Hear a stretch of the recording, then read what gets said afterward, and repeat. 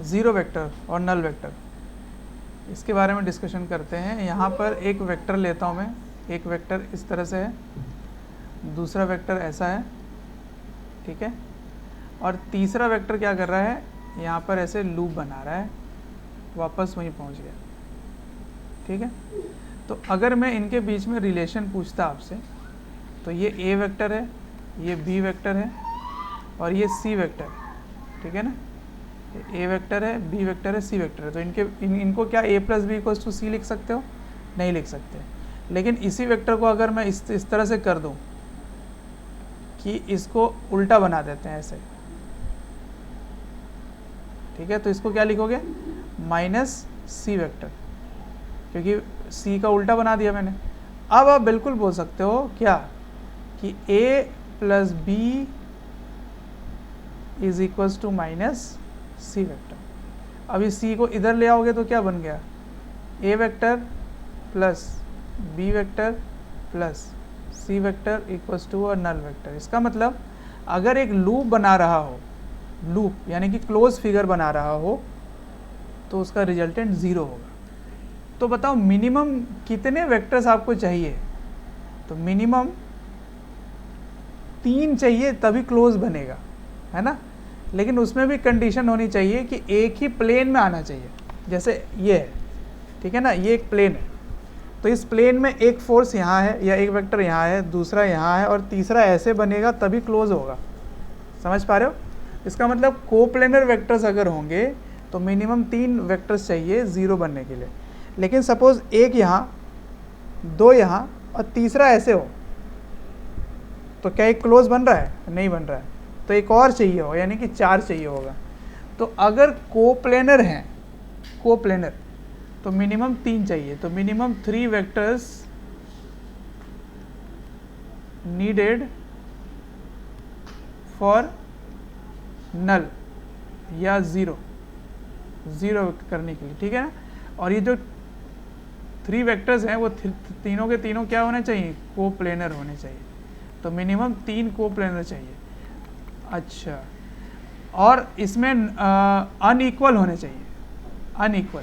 अगर इक्वल होंगे ना तो 2 ही फोर्सेस से हो जाएगा बैलेंस। ऑपोजिट कर दो दोनों को, तो 2 से 0 हो गया वो। तो मिनिमम 4 चाहिए अगर नॉन कोप्लेनर है तो, नॉन कोप्लेनर है तो, ठीक है, तो 0 के लिए। इसका मतलब अगर ये कोई भी क्लोज फिगर बना रहा है, कोई भी क्लोज फिगर बना रहा है, तो रिजल्टेंट 0 आएगा। जैसे ये इस तरह से ही बन रहा हो, ठीक है, ऐसा कुछ। तो इसमें अगर जहाँ से शुरू हो रहा है वहीं एंडिंग अगर कर रहे हैं तो इसका रिजल्टेंट 0 ही आएगा।